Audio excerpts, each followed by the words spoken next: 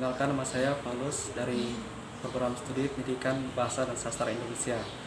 Kali ini saya akan mewawancarai salah satu dosen dari program studi Pendidikan Bahasa dan Sastra Indonesia mengenai menanggapi proses pembelajaran di jurusan Pendidikan Bahasa dan Sastra Indonesia di masa pandemi COVID-19. Sebelum menanggapi pertanyaan dari saya persilakan kepada narasumber untuk memperkenalkan diri. Oke, nama saya Ursula Dwi Oktaviani MPD. Saya dari dosen Prodi Pendidikan Bahasa dan Sastra Indonesia STKIP Persada Khatulistiwa Sintang.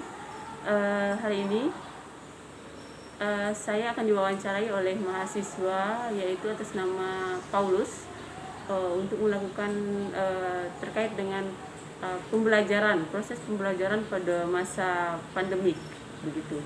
Jadi sekian dari saya dan akan melanjutkan wawancara.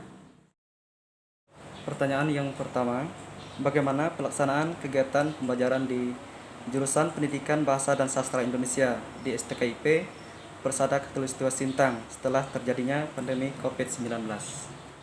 Pertanyaan pertama ini yaitu proses pembelajaran di program studi Pendidikan Bahasa dan Sastra Indonesia selama musim pandemik yaitu berjalan secara menurut saya sendiri, karena yang diwawancarai saya, yaitu lancar karena dilakukan secara daring, yaitu semua dosen diwajibkan untuk melakukan pembelajaran ini secara daring begitu. Jadi untuk prosesnya berjalan dengan lancar. Pertanyaan yang kedua, jenis aplikasi apa saja yang digunakan Ibu pada saat melaksanakan kegiatan pembelajaran online? Oke, untuk menjawab pertanyaan kedua yaitu aplikasi apa saja yang saya gunakan. Di sini biasanya saya menggunakan Google Meet. Ya, di sini Google Meet bisa komunikasi langsung tetapi online. Selanjutnya saya juga menggunakan Google Form. Google Form ini untuk mengumpulkan tugas-tugas dari mahasiswa-mahasiswa selama masa pandemik begitu. Sementara Google Meet supaya tidak berkontak langsung dengan mahasiswa. Jadi saya menggunakan dua, biasanya juga Zoom. Itu sekarang sudah tidak saya pakai lagi, tapi untuk yang lebih sering saya gunakan yaitu adalah Google Meet dan juga Google Form. Bagaimanakah pelaksanaan pembelajaran online dengan menggunakan aplikasi tersebut? Oke, untuk pelaksanaan pembelajaran online dengan aplikasi tersebut saya rasa sudah berjalan lancar. Hanya saja dan aplikasinya juga mudah digunakan ya karena familiar begitu.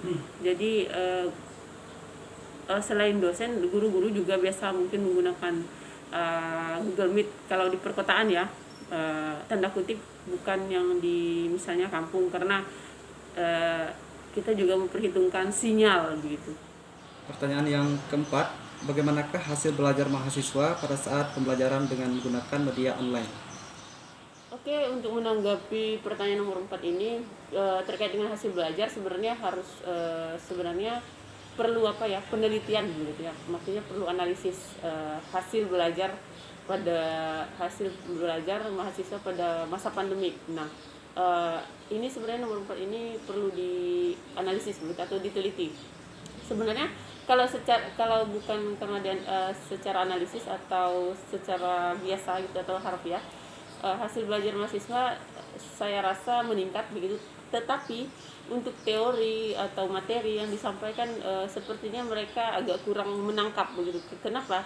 Karena ketika disampaikan secara offline atau berbeda dengan online. Ya, kalau online menyampaikan materi itu luas dan enak, sementara kalau offline itu untuk menyampaikan materi itu bagaimana ya? Kadang terputus-putus, kadang mereka ya misalnya kita menyampaikan ada yang tertidur mungkin atau ada yang mematikan video begitulah proses pembelajaran ketika hasil belajar mereka. Jadi ya kita juga melihat dari situ juga begitu.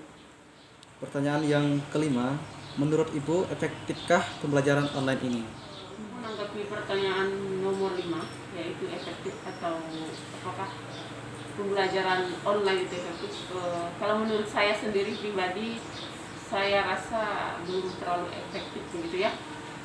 Kenapa? Mungkin karena bukan ego juga sih, tapi memang dari dalam hati saya yang paling dalam itu, saya lebih suka kalau ngomong itu lebih enakan kalau mengajar secara offline atau bertemu langsung. Tetapi karena pandemi ini juga yang membuat seperti ini ya, jawabannya ya efektif atau tidak, tapi menurut saya tidak efektif gitu. Lebih enakan memang kalau bertemu langsung di kelas. Pertanyaan yang keenam, kendala apakah yang dihadapi dalam proses pembelajaran dengan menggunakan media daring? Pertanyaan terakhir yaitu pertanyaan nomor 6. Kendalanya itu banyak sekali, meskipun ya pada jawaban yang nomor 1 atau pertama tadi saya mengatakan bahwa proses pembelajaran memang lancar ya, karena daring. Lancar dalam arti tanda kutip. Di sini banyak kendala. Nah, itu tanda kutipnya itu adalah kendala. Yang pertama, ketika mahasiswa itu belajar daring, ada yang terkendala oleh sinyal, ya. Jadi ketika kita menyampaikan materi, mereka ada yang tidak mengikuti, gitu kan? Maksudnya karena terkendala sinyal putus-putus, jadi kadang keluar, kadang masuk dia di dalam link pertemuan itu tadi, begitu. Jadi selanjutnya adalah keterbatasan dari ketika membeli kuota, karena di Kalimantan ini gitu ya, tidak semua daerah itu memiliki sinyal gitu ya. Terus untuk kuota juga mereka juga harus turun ke kota, dari kampung turun ke kota itu untuk membeli kuota untuk untuk berkuliah daring. Jadi mereka mungkin di bayangan saya itu, karena pengalaman pribadi juga, mereka harus pergi ke bukit untuk mencari sinyal gitu. Jadi kendalanya itu ya dari sinyal. Kalau untuk kuliah daring ini dari sinyal, dan kuliah jarak jauh dengan daring itu memang agak sulit ya, meskipun lancar tapi saya katakan sulit. Makanya saya bilang tadi tanda kutip kendalanya itu adalah sinyal, dan memang lebih enak, lebih efektif itu memang kuliah offline, bertemu langsung gitu. Makanya kendalanya itu adalah sinyal, dan juga pastinya bagi mahasiswa itu untuk membeli kuota itu saya rasa dengan mungkin ada mahasiswa yang ekonominya rendah gitu, meskipun ada bantuan ya tidak semua mahasiswa mendapat bantuan begitu ya. Jadi kuota itu agak ya berat lah begitu lah. Maksudnya untuk biaya di kuota gitu. Jadi itu saja. Demikian hasil wawancara saya dengan salah satu dosen program studi pendidikan bahasa dan sastra Indonesia. Terima kasih kepada narasumber yang sudah memberikan tanggapan yang saya rasa cukup jelas untuk menanggapi proses pembelajaran di jurusan pendidikan bahasa dan sastra Indonesia masa COVID-19 ini. Terima kasih dan sampai jumpa.